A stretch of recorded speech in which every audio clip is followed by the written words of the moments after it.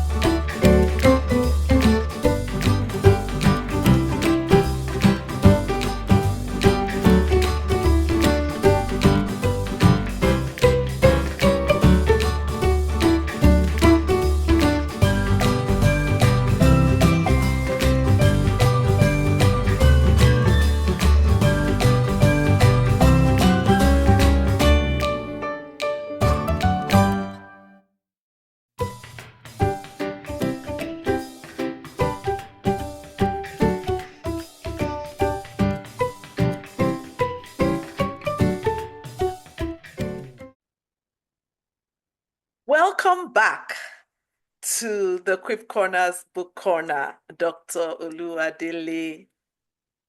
Thank you, my beloved sister Ada. It's good to see you again. Thank you for what you are doing for the authors community, Christian authors community. It's a Thank good you. job. Yeah. Well done. Thank you, sir. It's a privilege to be given this kind of assignment, even though sometimes I wonder, but it's all unto the Lord. Yeah, the Lord is your strength too. So when God gives you the assignment, He gives you the enablement. So Amen. He's a just God, so He doesn't leave you unattended to. So yeah, Amen. as you minister to us, He minister to your needs. Amen. Amen. I received that with thanksgiving. So we're here to talk about another one of your books. Sure. Okay, tell us more. Why did you write this particular book? Oh, this one, this is the business strategy manual. Yes. As you are aware, I'm an accountant, so that's the project that brought us together. Yes. It's my fourth book in the series. I've read other books and it's like, hey, you're an accountant. You are not writing book about accounting. You are not writing book about business. And I felt, oh God, it was not deliberate, but then I cannot leave. Account is my own constituency. So why would I now leave my constituency in the code? So I had to put on my ticket and say, okay, yes, I owe my constituency this book. And again, given my experience relating with SMEs, you know, as owner, as also consultant for many years, there are so many of such businesses that I actually started with from registration up to setting up system and all that. Yeah. And I saw some patterns about them, many of them, the focus is just, I want to make money, I want to run my business, I want to sell, I want to produce. They don't pay attention to so many things. They don't care about record keeping. They don't Yes. care about evaluating their performances. The moment they open the tea and there's money there, they just spend. Sometimes they produce, and people help them to distribute. Their product is everywhere. They're happy, but they don't take care of, okay, this one that is going out, if I'm making profit and my profit is the hand of my, debtors, I'm as good as not making profit. True. Because we say, accounting liquidity is better than profitability. Profitability Yes. is good for a long time. Profitability can become negative if your money is in the hands of your customers, if they are Yes. not paying. And I particularly study the mortality of baking business, especially in Nigeria, bakery, you know, and I discover very, important information there. Like this, like in Lagos now, they call bread, all bread, agege bread, irrespective of who is producing it. And Yes. this bread, this women, they go to the early in the morning at 4 a.m., 5 a.m., they go to the bakery, they collected bread, and have been buying bread all along in the neighborhood. I never bought bread on credit. I pay cash. Yes. They take this bread on credit, and maybe what they are remitting today is what they took last week. Mm. And it gets to a point when the bakery become too harsh on them, they just simply walk to another bakery. Who And will agree to me, their terms? Yes. there are times, and the outstanding debt sometimes is never paid, and you see this Not bakery recovered. collapse. Then Yes. I ask myself that I have never bought bread on credit. Why is the guy producing bread not getting his money? Yes. Why are the bakers not getting their money? True. And this woman, they move me. Not, I'm not paying gender bias because women sell more bread mostly. Yeah. We have Go more to of another, them. Yes. they stock. I still come by. I buy the bread because to me, I'm buying agege bread. I don't Yes. care who the baker was then. Mm-hmm. Until even such a time that they were saying that okay, each baker they should be putting label of the baker in the bread. Yes. Again, because these bakers they will supply labels to their customers. Even when they have left a particular bakery, they will still have their labels. I mean, ignorantly, not necessarily fraudulently, they are still using Yes. those Labels. because you are used to the label. You get that you pick your bread, you saw the Yeah. label you put on.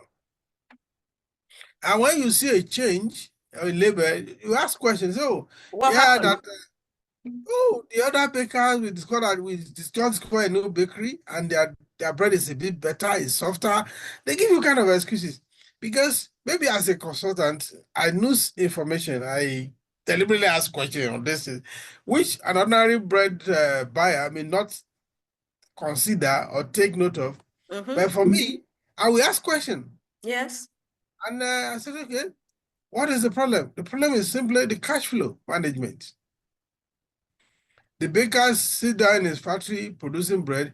He doesn't go out to sell the bread himself. Yeah. He these third parties to sell the bread. And they can, most of these most of them are not even they are macro businesses. They collect the bread sometimes twice, thrice in a day, depending on the traffic. Some Yes. collect in the True. morning, some collect in the afternoon, some collect in Mm-hmm. the evening. When Yeah. they are in a neighborhood that is a good traffic, they collect three Mm-hmm. times.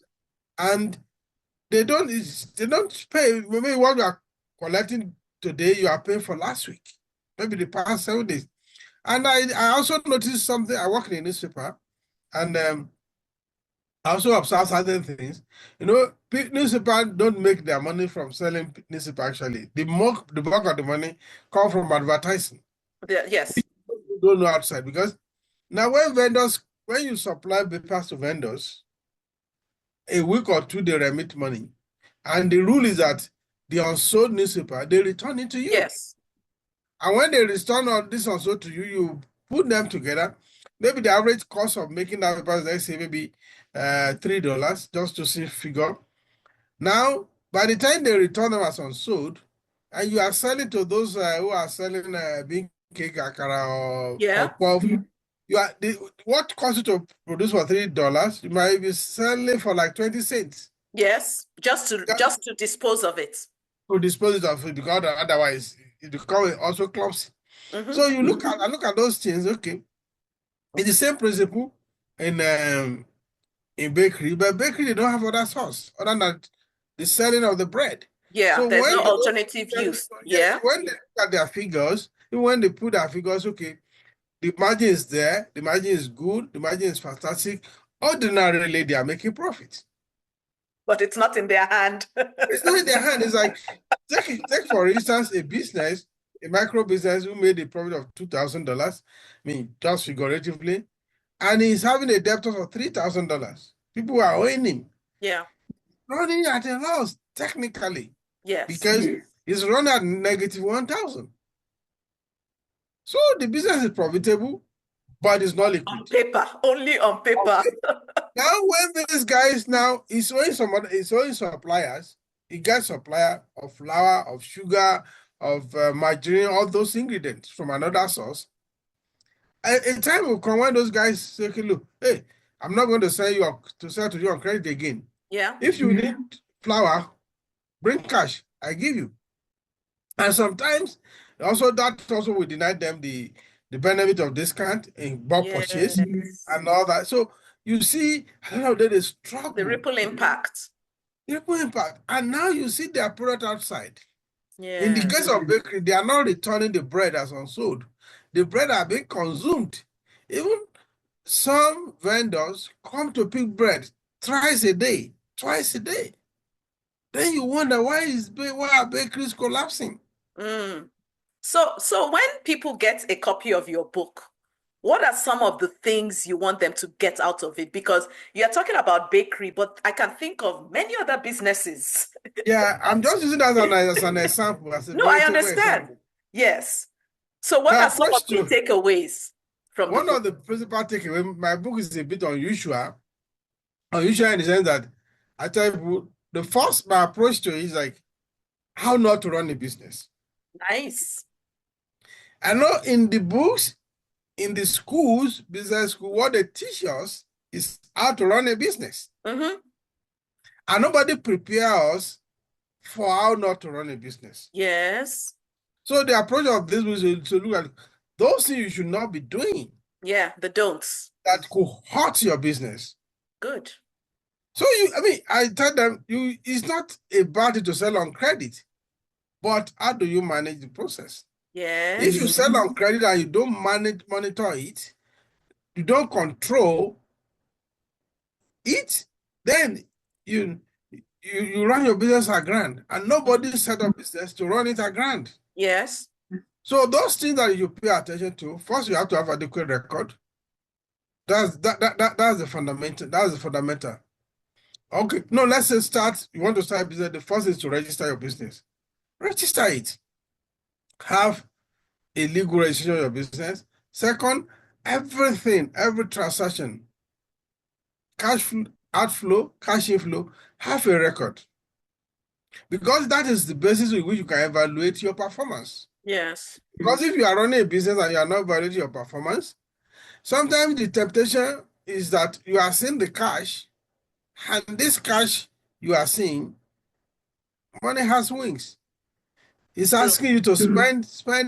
Money will not complain that you are overspending. They never complains because money is technically a very obedient messenger. So even if you are using your money on the wrong thing, money will not complain. So you pay attention to that. Then you look at okay, how do I even nurture this? Again, I tell people that business is like a child, a baby. Mm. Thank God you are a mother, you experience it. When you first give birth to a child, that child needs your attention 100%. Yeah. Then you get to a point, the child can just, okay, can you get that glass or plastic cup for me? Yeah. Yeah. Don't even allow the child to pick a glass cup because the, the child will break the glass. Mm-hmm. Mm-hmm. So Mm-hmm. from picking the plastic cup, then to say, can you get me a glass of water? Yeah. So when in those days you put a stool, the child stand on the stool to try to do some dishes. Yes. So So it's the time progressive. it's progressive to the time the child can say, oh, mommy, you are fagged out. Can I quickly make something for you? Nice. Yeah. It is not going to happen the day you give birth to that child. That's true. It is the That's same the business. The business you give, you nurture the business, you feed the business until the business begin to feed you. I like that. Okay. So Okay. I like that. I like that. So this is nurturing. You yes. nurture a business. So if you don't pay attention, that's why I tell you, if you want to go to business, and that's the only business you are doing, and you don't have other source of income, you might not last long. True. because nature is like there's no vacuum in nature. Yeah. You have to keep body and soul together. You have to be in right frame of mind to run a business successfully. So if all your attention, all your hope is on that business, the likelihood of succeeding is very slim Mm. because the business has not gotten to the point of feeding you. So, and I use local intelligence, local example to explain this. You know, they call me village boy, not for the fun of it.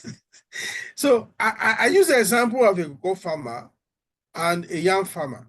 Mm-hmm. By gestation, when you plant yam, in 6 months, you harvest. You are good to go. But when you are planting cocoa, minimum then is about 5 years. So what do you do to survive for those 5 years? In most cocoa plantation, as we grew to know, you see plantain coming up of itself.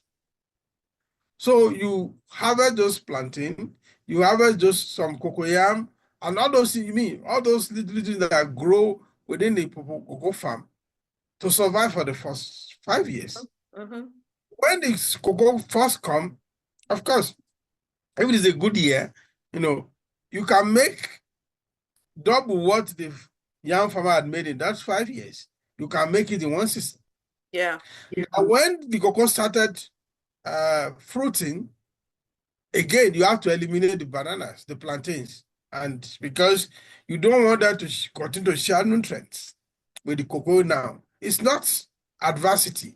It's just the reality that, okay, if I want this cocoa to yield more for me in the next season, in the second season, I have to nurture it further by eliminating, though this plantain, they have helped me when I was not sure this thing. But Yeah. if I keep them, because the value the plantain will be giving me now will be less than the value cocoa will give From me. cocoa.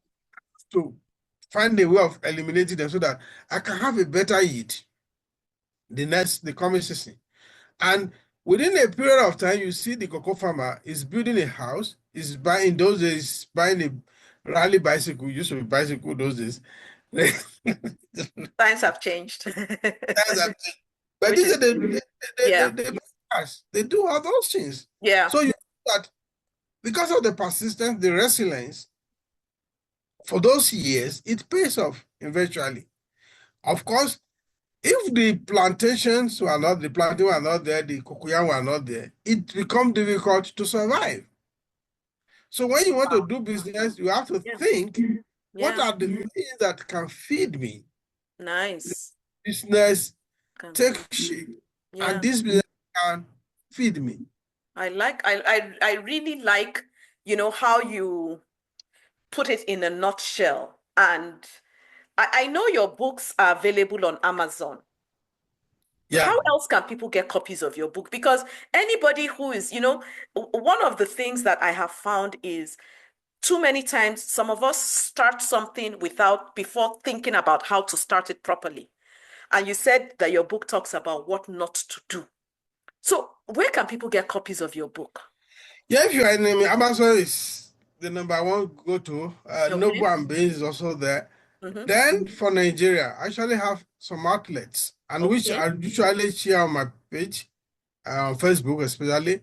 And I have people who distribute for me because Okay. most of this, so those addresses, their phone number, their names, they are there. They're always there, and I share them quite often. I mean, so that Okay. to remind people that if you see this book, then my publisher, Wine Press, which is based in Ibadan, also, he also distributes to me, and I have some bookshops across Nigeria that distribute for me. But for Nice. outside Nigeria, I think the best way to go Let's is Amazon. Amazon. Okay. So what I'd appreciate is, later if you can email that information to me and then we'll find how to put it, along with this video so that as people watch, they get to know because some people may not be on Facebook. So at least Yeah, people know true. how and where to get your books, Sure, I will do especially that. there in I will Nigeria. sure Thank do you. that. Thank you very Thank for that offer. That's great. That's beautiful. you. You're Yeah. welcome. That's the least I could do to help. But Yeah, you are doing the Lord's work. But I thank you once again. Thank you so much for joining me in the Quip Corners Book Corner. And yes, I'm going to hold on to that. Feed your business until it can feed you. I like that. I like that. You're a Thank cook queen. you I'm not very surprised that. Yeah, I'm not surprised you picked that. Uh, Thank you very much, sir. God bless you. Amen. God bless you too. Amen. Lots of nuggets. I like how Dr. Oluwadele was, bringing live examples about how you need to feed your business until your business can feed you. This is a great book for somebody who is already in business. But better yet, if you're thinking of going into business, I encourage you to consider buying this book. You will thank me later. Okie dokie. See you in another episode of the Quip Corners Book Corner. God bless you. Bye now.